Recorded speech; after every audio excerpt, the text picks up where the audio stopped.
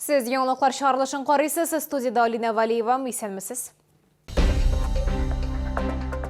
Гриппка һәм коронавирусқа қаршы прививка бір урында, шәһәрдә вакцинация дәвам итә. Икеләтә эш вандаллар элеватор тавы бистәсендә әле генә төзекләндерелгән күперне бузган. Күп сәгатьлек чиратлар Чаллы халкы Россия почтасының әкрен эшләвенә зарлана. Чаллыда узган тәүлектә коронавирусның тагын 13 яңа очрагы теркәлде. Татарстанда исә 54 кешедә COVID-19 диагнозы расланды. Шулай итеп 23 сентябрьгә Татарстан буенча коронавирус белән авыруның барлыгы 26641 очрагы билгеле. Аларның 23023 төрелгән, 39-ы узган тәүлектә. Шулай ук Чаллыда COVID-19-га каршы вакцинациядә дәвам итә. Шифаханәләрдә һәм шәһәрнең сәүдә үзәкләренең берсендә гриппка каршыдан прививка ясатырга мөмкин. Прививка ясатуның төп максаты халыкны масса күләм һәм контрольдән тотылмый торган инфекциядан саклау. Лилия Гатина теманы дәвам итә. Чаллыда ОРВИ белән авыручылар саны арта. Грипп очраклары әлегә теркәлмәгән, әмма күп кенә чаллылар үз сәламәтлеге турында алдан кайгыртырга һәм прививка ясатырга булган. Решил в торговый центр, потому что в поликлинике очередь большая. Вот я там был, пришел сюда, здесь никого нет. Гриппка һәм COVID-19-га каршы прививканы теләсә кайсы шифаханәдә, шулай ук шәһәрнең сәүдә үзәкләренең берсендә ясатырга була. Сәүдә үзәкләрендә вакцинация поликлиникалардагы процедуралардан аерылмый. Башта шәһәрдәшләр анкета тутыра, аннан соң медицина тикшерүе уза һәм медиклар соңыннан кирәкле прививка ясый. Беренче чиратта грипптан мәктәп укучылары һәм балалар бакчаларында тәрбияләнүчеләр, белем бирү учреждениялары, торак-коммуналь өлкә, транспорт һәм медицина хезмәткәрләре, шулай ук 60 яшьтән өлкәнрәкләр һәм йөкле хатын-кызлар прививка ясый. Медиклар сүзләренә караганда, сәүдә үзәгендә көнгә COVID-19-дан 30-га якын кеше, грипптан 20 кеше прививка ясата. Бер үк вакытта 2 компонентны куярга ярамый. Беренче компонентны куйганнан соң 21 көн үтәргә тиеш, 21 көннән соң куела икенче компонент, икенче компоненттан соң 1 айдан соң от гриппа куярга була. Хәзерге вакытта шәһәргә гриппка каршы 70 мең доза вакцина кайткан, 15 меңгә якын шәһәрдәшебез инде прививка ясатырга өлгергән. Лилия Гатина, Ленар Султанов, Яңалыклар.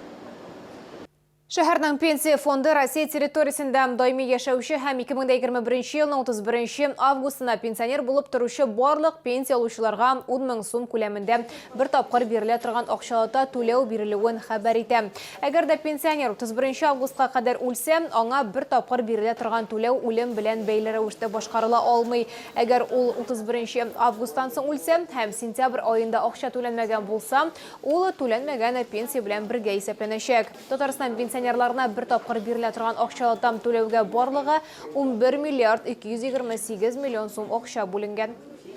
Право оформить средства в таком случае имеют родственники, которые проживали с пенсионером. Для этого им нужно обратиться в клиентскую службу пенсионного фонда по месту жительства со свидетельством о смерти. Сделать это необходимо в течение 6 месяцев со дня смерти. При отсутствии таких лиц или при обращении позже указанного срока выплаты наследуются на общих основаниях. Если сразу несколько членов семьи пенсионера обратились в пенсионный фонд, выплаты будут разделены поровну. Элеватор тауындагы күперне 2 тапкыр төзекләндерергә туры килде. Сигезгә төшерәбез, кичүне дүшәмбе көне яңа юл салу өчен яптылар, эшләре җомга көненнән тәмамланырга тиеш иде. Әмма хәзер күперне ачу вакытында үзгәрешләр көтелә. Чөнки подрядчы юл катламын җәеп, киптерергә калдырган вакытта аны бузганнар. Тулырак хәбәрчебез материалында.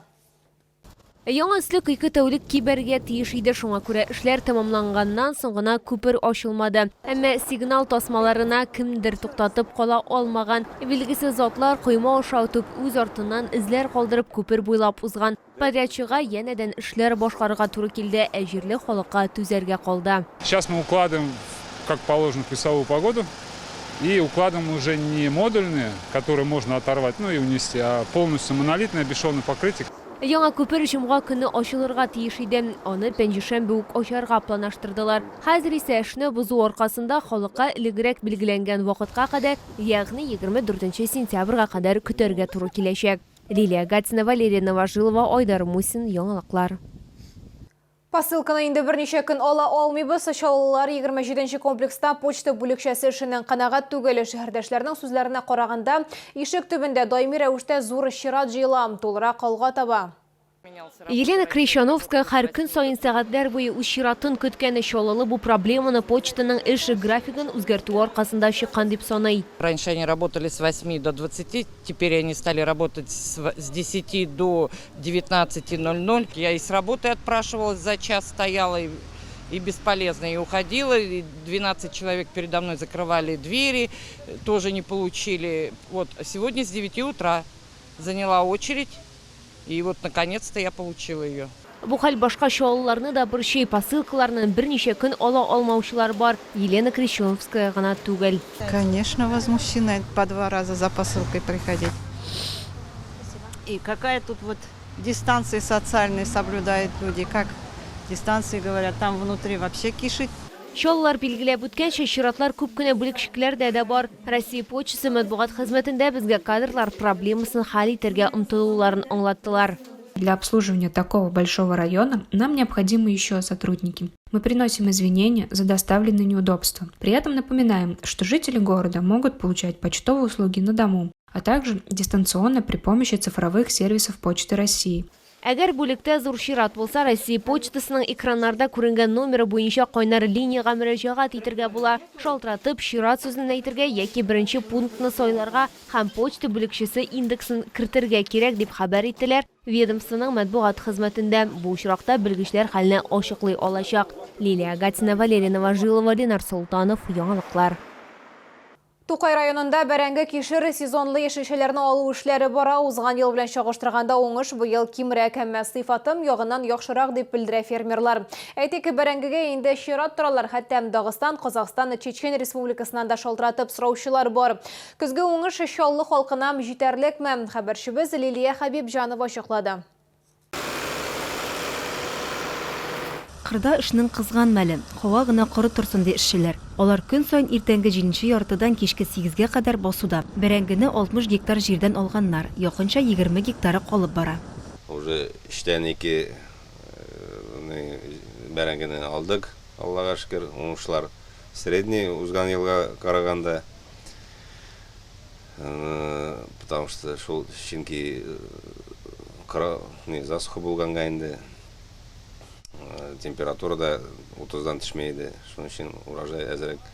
Бәрәңге үз бушаткыч белән кабул итү пунктына китерелә. Биредә Миңнехановлар гаиләсе бер зур конвейер булдырган. Бәрәңге зыян килмәслек итеп кабул ителә. Бункерда исә шүпләр, орлыкка диелгән бәрәңгеләр аерылып бара. Конвейердан килүче бәрәңгене кабул итеп капчыкларга тутыралар. Соңыннан алар сатуга озатыла. Бәрәңгене быел үстерү үзенчәлекле. Бу коры елны күп кенә адәм балалар үзләренең бакчаларында да үстерәлмәгәннәр, киләләр сезнең ничек үсте дип.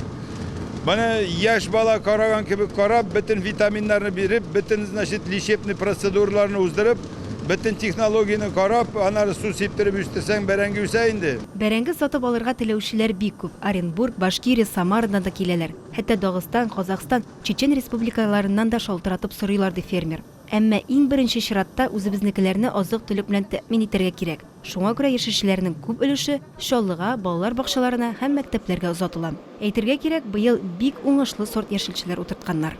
Без инде хәзер менә бу актыкка 1-2 еллар алып барабыз, Гала дигән сорт белән. Ул сорт үзе актышлы, җиңелчә генә саргыч. Менә ул бик удачный ул сорт булды инде. Кишер белән чигендерелгән аларның орлыкларын Кишернекен Франциядән кайтартдык. Шигендернекен, значит, вот Сильваны Франциядән, шигендер инде Кардиал Германиядән кайтартдык. Кишер белән шигендер уңышы яхшы булган. Иң мөһиме тәм ягыннан аерылып торалар. Шигендерне инде тулысынча алып бетергәннәр. Хәзер эшкәртеп сатуга озатачаклар. Кишергә исә бәрәңгене алып бетергәч тотыначаклар. Лилия Хабибҗанова, Ленар Султанов, яңалыклар.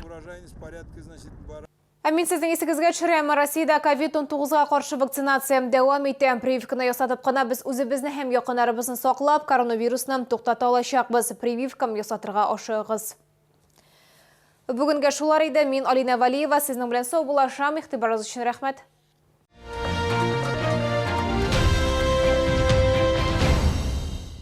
Снизился слух, есть решение. Купите слуховой аппарат в центре слуха Видекс. Скидки, подарки, рассрочка. Проспект Вахитова, 36А. Запись по телефону 22 00 62.